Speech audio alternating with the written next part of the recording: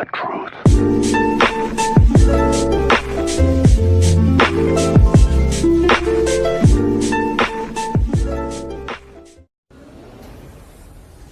Utah had struggled coming into this one, but they had been so good here at home. So many good things for you guys tonight. What stands out to you the most? Defense. We just want to continue to battle on the defensive end. I think we played with great pace tonight. Was able to get a lot of points in transition, and then we just played together. We shared the basketball, but guys, made sure that that we came out, defensively. We know that they've been struggling, but like you said, they're a great team at home, and for us, trying to put them away early, and then we've been struggling coming out in the third quarter, giving teams more life, and we gave it up a little bit tonight, and then we kind of found it again, and just try to make sure that we gave them no life and try to put the game away. But it was a great effort all around. Obviously, we know where you want to be personally, where you want this team to be defensively.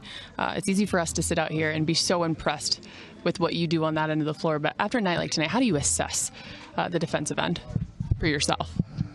Just try to make plays, help my team out whenever I can. I think, our defensive mindset is great right now.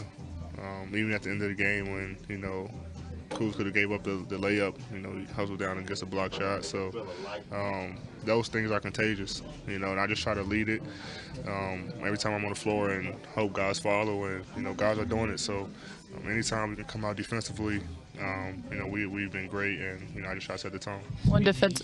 You've had great battles with Rudy Gobert over the years, especially given your goal that you want to win Defensive Player of the Year this year. Is there anything about that matchup in particular motivate you?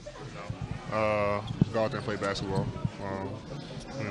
Like a two-time Defensive Player of the Year. I just go out there and play, knowing that he's pretty long and he protects the paint. Just try to use my quickness to my advantage. One defensive play that. You guys tonight, you held them to 5. What does it say about the team's energy and effort on both ends of the court? We just try to get back in transition. We've been struggling a lot in transition. Team's been scoring a lot of points on the fast break, and we just try to get back and load up and make them play in the half court, knowing that we're a great half court defensive team. And when we do that, we're a tough team to beat. And like I said, this team plays well at home. And so for us on the second night, it was back-to-back. Playing in altitude both games, we had to bring a little bit more energy, and that's what got it done for us. Frank, just this game on top of last night, does that say anything for you about your team, or confirm anything that you thought earlier in the season, or did you expect it? Well, we got a good team, and we have high aspirations, and we're trying to keep a game-to-game, stay in the moment type of focus throughout the year. We had a big win last night. Would have been easy to come in here, in a tough building to get a win in and not be at our best, but our guys were really locked in. Defensively, really tied into the plan. Shared the basketball offensively. We ran, and the second night of back-to-backs, a lot of times your team is at an energy deficit, and our guys brought great energy. Get 32 fast break points on a second night of back-to-back. Okay, that's just a great effort by our team. So I'm proud of them for getting a win. Did you call those 2 plays for Dwight to get the corner 3 and the long 2? No, it's one of those like. The scene from Major League where Willie Mays Hayes catches it over his shoulder, and then manager says, "Great catch, don't ever do it again." one of those situations. But we'll take the 3 points for sure. How do you assess your team about 25% of the season? What do you come up with seeing what you've done? We just have a high ceiling. We have a chance to be great, and we're going to push our guys to build those habits, along the way. And we still have a long way to go. It's a long season. It's still very, very early. We're off to a good start. That's all it is. You looked at this back-to-back, on Sunday, and said how tough it was both these teams. What does it mean to you to kind of have both those down and have played these opponents like you have on the road? It means a lot. I couldn't be more proud of how our guys have performed. And you don't perform that way if you look behind and feel good about last night's win, or look ahead to the next game. And you have to stay in the moment, and the only game that matters is the one you're playing. And our guys have been really locked in with that kind of mindset. Go ahead. AD's defense has obviously been a topic of discussion for the last, really all season, but is there a metric you guys look to specifically to kind of explain how effective he has been defensively? I don't know if there's a specific metric. Analytics, I use certain analytics that make sense to me, but to me it's just him being on the floor helps our defense. So minutes. Yeah, minutes, right, is probably the most important one. Defensive rating, we have defensive rating per player, and that matters, and we have it split up for when he's at the 4, when he's at the 5, all those types of things. The biggest thing for me is the team defensive rating when you're out there. Hey, Frank, if we could start with a flu-like symptoms update for AD and everybody else on the team. You expect to have everybody? I do expect to have everybody. He and Kyle are probably the two that are being most impacted by it, Anthony and Kyle. But a few other guys, have some stuff going on too, but everybody's going to play through it. You discussed last night the whole thing with, AD at the 5 and bringing Gobert out. You guys have any further discussion with your staff and know how you want to play that tonight? We did have further discussion with the staff, and we'll announce the starters when we have to. We're going to hold it for now. Assumed so. So a little bit different from early in the season. Bogdanovich is in this case now Conley is going to be out. What have you seen from Utah the last week or so, and how do you think those two things impact your matchup? Well, they had a tough trip, and regardless of who's in or out for them, I know their coaches holds them to a high standard of play, and we expect them to come out swinging. They have a proud organization. They're a really good team. In particular at home here, they haven't been struggling at home. They're 8-1 at home. So despite their recent trip, we do expect them to come out and play a great game.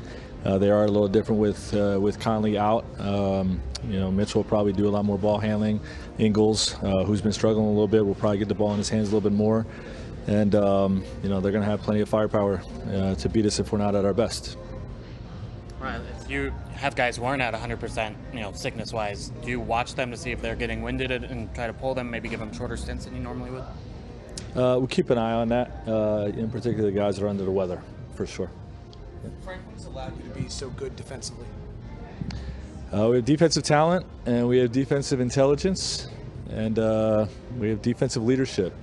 We have guys, LeBron in particular, is really great at talking out coverages in the scouts, in the film sessions, and then once on the court, just his ability to recognize the action that's coming and put guys in places is a little bit like a middle linebacker type of ability. But we've got good speed on the perimeter. We've got good length at the basket. So we've got all the tools to be a great defensive team. If we continue to commit. How much of your principles that you had in Indiana, where you were that good defensively, are you still using today, or has the game changed too much, or is it preparation? What of that have you carried over? Well, the scheme had to be broken. We had to break the mold and kind of recreate it. But some of the pillars of your just sound fundamental defense obviously are still in play.